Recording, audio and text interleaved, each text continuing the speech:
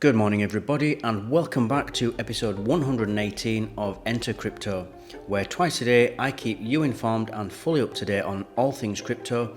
If you're interested in that kind of thing, then subscribe to the channel. I put out a new video every 12 hours.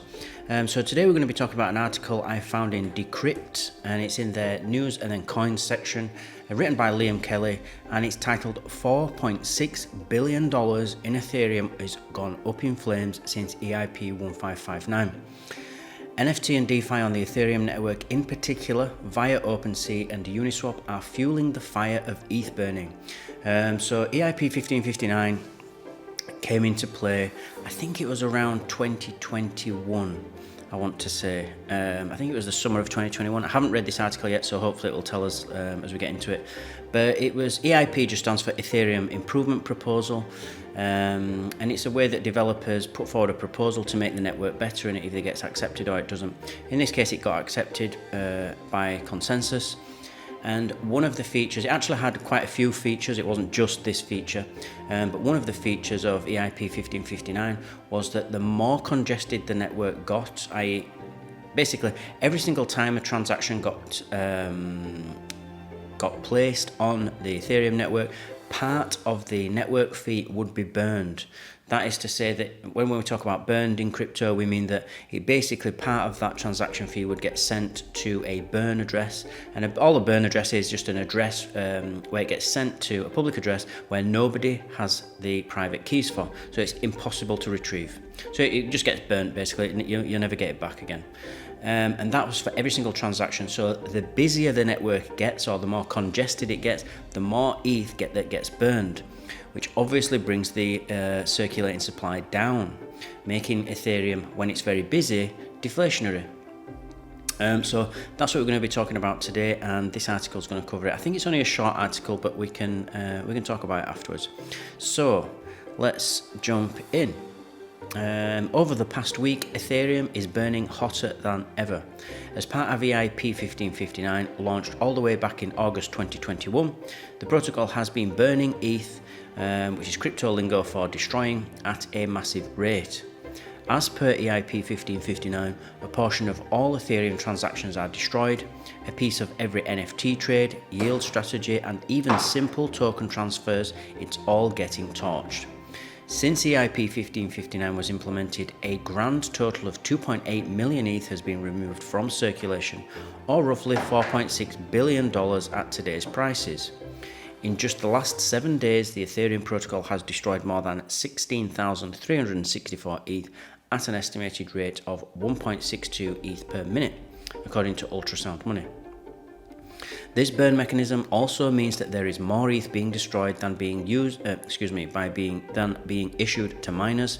Supply growth has now dropped to -1% per year since EIP 1559. This makes Ethereum more deflationary than Bitcoin, which was heralded as the original sound money, hence the use of the Ultrasound Money meme by ETH heads, or Ethereans. The below chart shows how the network's token supply has changed over various checkpoints and upgrades. The dotted portion suggests that the deflationary trend is expected to continue over the next 2 years. The only real reason that this projection wouldn't be fulfilled would be if ETH adoption and usage falls off a cliff. Remember, with every transaction on the network, ETH gets burned. In this way, we might use this burn rate as another way to measure adoption for the network. So which use categories, as defined by Ultrasound Money, are leading adoption on Ethereum? Over the past week, it's NFT and DeFi activity fueling Ethereum's flame. These two categories have been responsible for the destruction of almost 8,000 ETH this week, with the market leaders in each category, that is OpenSea and Uniswap version 3, being the key drivers of that. This metric also gives us a touch more insight into the stablecoin battle between USDT and USDC. We all know that the former's market cap is still miles ahead of the latter's, but Tether's offering is also responsible for more than 3 times the amount of Ethereum being burned. USDT transfers burned roughly 705 ETH this week, while USDC transfers burned just 228 ETH. In other words, USDT continues to lead usage in terms of stablecoin adoption on Ethereum. As network activity continues apace, the Ethereum community will continue to watch it burn. So for any investors or anybody looking to go long on Ethereum, or to use zero leverage and just buy Ethereum. This is an interesting concept because as we know, Bitcoin is disinflationary. Bitcoin is not deflationary. Ethereum, if it gets used, and certainly at the moment, is deflationary. So the circulating supply is shrinking. And that means for anybody who has bought Ethereum, their Ethereum now has less Ethereum in the pot, shall we say, or in the circulating supply to compete with, making your Ethereum or any holders now of their ETH more valuable because it has less to compete with. So it's an interesting concept, and obviously if you hold anything and that circulating supply shrinks, and as long as usage is going up and as long as adoption is growing, then the thing that you hold should get more valuable. So long as there's obviously demand for which with usage there was, because you need Ether to fund transactions on the network. So that demand, as long as it's getting used, that demand will continue. And obviously demand with if supply stays the same and demand goes up, you can guarantee that the price is going to go up, obviously. But with a reduced supply, when the supply is shrinking, like in this case, even by 1 or 2%, you can imagine what that's going to do to price if it continues to be adopted in the same fashion. Now, it would be my bet that Ethereum is probably going to get used more than ever, and it's just growing and growing and growing.